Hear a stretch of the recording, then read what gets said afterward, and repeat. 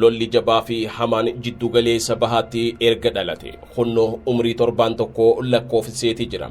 Hamaas tarkaanfii tasaa Israa'el irratti fudhachuun lammiilee isii 1,300 ol ajjeesuun erga mirkanaa'e booda haluu bahuudhaaf Israa'el erga Gaazaa irratti duulte umrii torbaan tokko keessatti boombiilee samiirraa 6,000 ol roobsuu mirkaneessiteeti jirti. Mootummaan Israa'el Filisxeemota 1,900 ol ajjeesee jiraatus Filisxeemota 7,696 ol madeessee jiraatus ammaas aaran baane jechuudhaan duula jabaa itti gaggeessuuf Hamaas lafarraa dhabamsiisuudhaaf kakateeti jira. Mootummaan Benjaamii Netanyahuudhaan hoogganamaa jiru Israa'elootni hamma Hamaas lafarraa dhabamsiisanii yookaan immoo humna Gaazaa bulchuusaa hamma dadhabsiisanii lola kanarraa hin dhaabbatan jechuudhaan kakateeti jira. Akkam jirtan kabajamtoota hordoftoota qalloo miidiyaadha. Gabaasa lola Israa'elii fi Hamaas jidduutti gaggeeffamaa jiruun qabannee dhiyaanneeti jira. Gabaasotni qalloo miidiyaa bakka jirtanitti saffisaan akka isin dhaqqabuuf subscribe gochuudhaan nu michoomfadhaa jenna. Surveillance towers that surround the Gaza enclave. The explosions were small but very effective at blinding Israeli security as to what was happening. Ijaaf gurri biyyoota addunyaa akkanumattuu gabaasotni miidiyaa idil addunyaa martinuu gara giddu galeessa bahaatti deebi'aniiti jiran. Lola jabaa waggaa tokko ol Raashiyaa fi Yuukireen jidduutti deemaa ture. Miidiyaaleen torbaan kana gabaasa isaanii irraa dhiisaniiti jiran. Sababninis lolli jabaa fi haaraan giddu galeessa bahaatti waan dhalateef Gaazaan akka bokkaatti boombiin itti roobaatii jira. Hamaas tarkaanfii jabaa tasa Israa'eloota irratti torbee dabre sanbata onkololeessa torba erga fudhateen boodatti wanni gamasii dhagehamaan hundinuu sukkanneessaadha. Israa'eloonni haluu bahuudhaaf lammiilee Filisxeen xaarii bittiin godhanii duguuguudhaaf kakatanii ka'aniiti jiran. Hamma yoonaa umrii torbaan tokko keessatti samii fi lafaan duula jabaa irratti gaggeessaa jiraniin boombii qofa 6,000 ol lafa xiqqoo Gaazaa irratti roobsu isaanii mirkaneeffatan. Kanaanis Filisxeemota nagaa 1,900 ol ajjeefamaniiti jiran. Lammiileen Filisxeem 7,696 ol tahan miidhama olaanaarra gehuun isaaniitis beekame. Hospitaalonni Gaazaa keessa jiran bakka wallaansaa osoo hin taane kuusaa madoo fi reefkaa fakkaatan jaame. Sanirraan ministeerri fayyaa Gaazaadhaa harka mirkaneesseetti yoo ta'e namoota ajjeefamanii fi miidhaa olaanaadhaaf saaxilaman keessa 60 kan tahan dubartootaa fi daa'immanii jiran. Qofa biitii giddu galeessa bahaa Israa'el lammiilee Filisxeem irratti lola jabaa fi hamaa erga labsite torbaan tokko keessatti kallattii hundaan lola keessa galteeti jirti. Hamaazis hamma humna isaatti tarkaanfiiwwan kana firraa qolachuudhaan lola keessatti argama. Gara biraatiin wal waraansa haaraa banuudhaaf Israa'el masaanuu isii isa biraa fi akka shoorar keessaatti hallaaltu michuu Hamaazii jettee kan amantu Hizbollaa wajjinis wal waraansa keessa galuudhaaf qophiirratti argamti. Haluma bu'uura godhachuudhaan kibba Libaanoositti tarkaanfii jabaa garee shoorar keessaa fi milishoota Hizbollaati jechuun moggaaste irratti fudhachuudhaaf dhukaasuu isii ifoomsite. Haleellaan kunis kan raawwatame erga gubbaa magaalaa Haifaa kan daangaa Libaanoositti argamu qiyaafannaan drooniiwwan waraana UAV ja'amaniin yoo ta'u gara kaaba Israa'eliin seenuudhaan loltootni Hizbollaadhaa nu waraanuuf yaalanii jiran sababa jettuuni. Droonii waraana Israa'el bakkicha haleeluunis mirkanaa'eeti jira. Torbaan kana keessa humnootni Israa'elii fi Hizbollaa walitti dhukaasuun miidiyaaleedhaan dhagahameeti jira. Israa'el akkuma Hamaas garee Hizbollaatis ni sodaatti. Irra caalatti inumaatu kan jibbituu fi sodaattu isa kana ja'amuudhaan himama. Kanarraa ka'uudhaan michoonni Israa'el Ameerikaa fi UK dabalatee Hizbollaa akkuma Hamaazitti garee shoorar keessaa jechuudhaan moggaasaniiti jiran. Gareen Hizbollaa qubsuma isaa Libaanoon keessa taasise akkuma Hamaazitti Iraaniin kan deeggaramuu fi hirmaannaa siyaasaa Libaanos keessatti olaanaa qabu akka ta'e ni amanama. Garee kana wajjin bara 2016 keessa Israa'el wal waraansaa hamaa waliin gaggeessuun lachuurraa waliigala namoonni 1,200 ol tahan ajjeefamanii ture.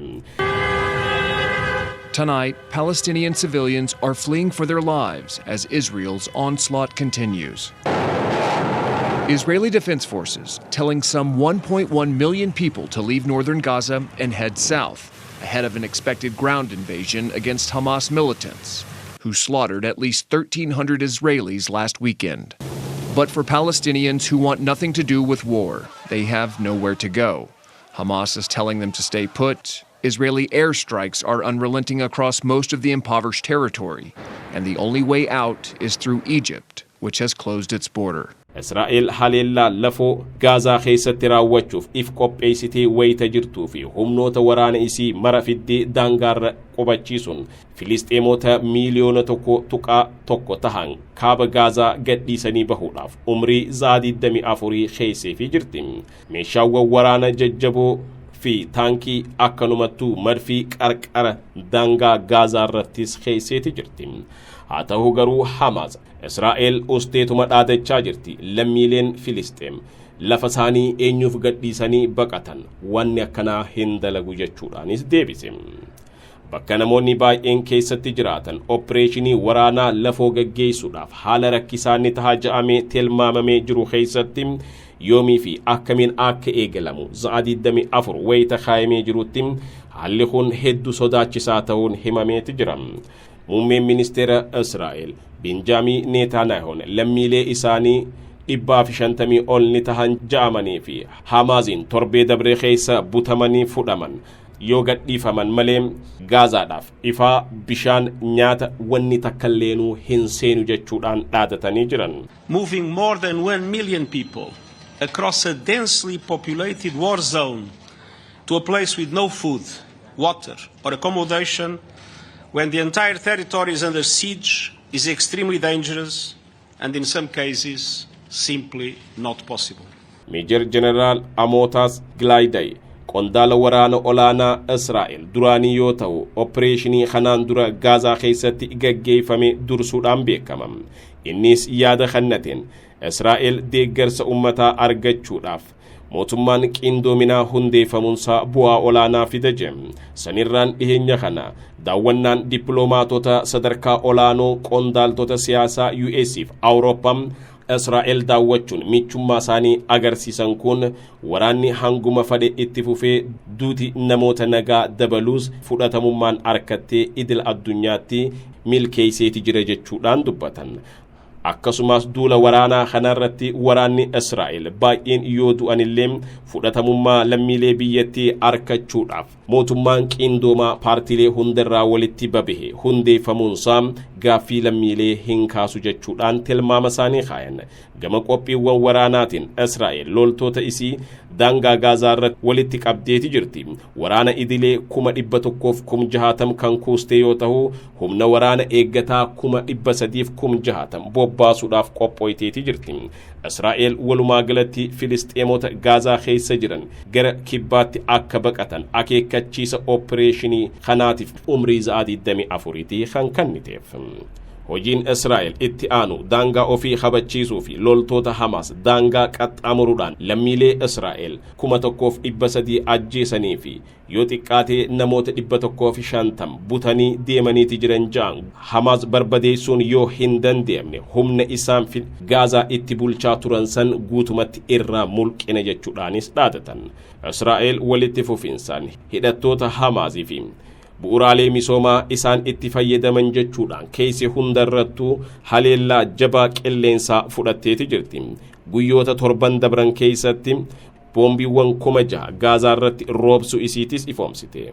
Boombiileen kanneen lammiilee Filisxeen 1,900 ol ajjeefamaniiti jiran. Karoorri waraanichaa mataasaattiin incitiidhaan eeggamaa kan jiru yoo ta'u garuu haala Israa'el waggootaaf itti qophaa'aa kan turte fakkaatti.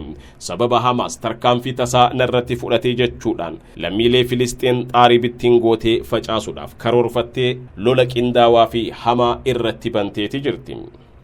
lakkoofsa waraana waliigala 460 samii fi lafaan itti bobbaastee tan jirtu Israa'el Hamas loltoota 30,000 hamma 45,000 akka qabu amanti. meeshaa waraanaatiinis taanaan qawweewwan otomaatikaaf boombiiwwan harkaa rookeetiiwwan dhukaafamanii fi miisaa'eelota farra taankii korneetii fi fagootti dhukaafamuu dandeen oomisha Raashiyaa fi Iraan tahan ni qabdi jechuudhaan tilmaamti.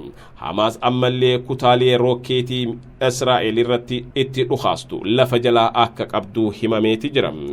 Erga isiin 24 lammiilee Filisxeem miiliyoona takkaaf 100,000 akka ta'an kaaba Gaazaa lakkisanii akka bahaniif akeekteetti Hamas deebisaa kanaatiif rookeetiiwwan 150 gara Israa'el dhukaasuusaa mirkanaaweeti jira. amma lola jabaa fi qindaawaa irratti argamna kan jiru muummeen ministeera Israa'el Benjamin Netanyahuun nuti akka leencaatti lolaati jirre jaan lammiilee keenya nama tuqee hin lakkisnu biyya abbaa keenyaatiif wareegama barbaachisaa mara ni kafalla hamma Hamas lafarraa dhabamsisnu yookaan immoo humna Gaazaa bulchuu isaa irraa mulqinuutti if booda hin deebinu jaan. kana keessatti maanguddummaa biyya takkaatu hin dhageenyu abbaan fadhe waan fadhe haa jiru nuti biyya keenyaaf waan barbaachisaa mara ni taasisna jaan saffisaa fi ciminaan lola jabaa fi hamaan wayita gaggeeffamaa jiruutti lolli haaraan gara kaaba Israa'eliin ni dhalate ja'amee tilmaamameeti jira. kanaanis humnootni Hizbollaadha Israa'el irratti lola banuudhaaf qophooyneeti jechuudhaan gara itti aanaa hoogganaa isaaniitiin mirkaneessan. Israa'el lammiilee nagaa Filisxeem hamma ajjeesuu hin dhaabinitti nuti ciisuu hin dandeenyu jechuudhaan mirkaneessan. kanaas ta'ee kan waliigalatti torbee kana keessatti wanni gaggeeffame kana fakkaata. lolli hamaan addunyaa teenyaa bakka lamatti qoodee jiru kun ammas akkuma itti fufeetti jira. hamma gabaasni kun qindaaweetti lammiileen Filisxeen 1,900 ol lubbuu isaanii kan dhaban yoo ta'u 7,696 ol qaama miidhamtoota yookaan madoo tahaniiti jiran jaan san keessaa 60 dubartootaaf daa'imman tahuunis mirkanaaweeti jira. lola addunyaa teenya bakka lamatti yaadaan qoodee jiru kun maal dhaluu akka danda'u hallaallu ta'a. nu hordofuu keessaniif allamagan qalloo miidiyaan xumureeti jira. In early October, the fighting group governing Gaza, Hamas, struck out at Israel, catching Israel's military completely off guard.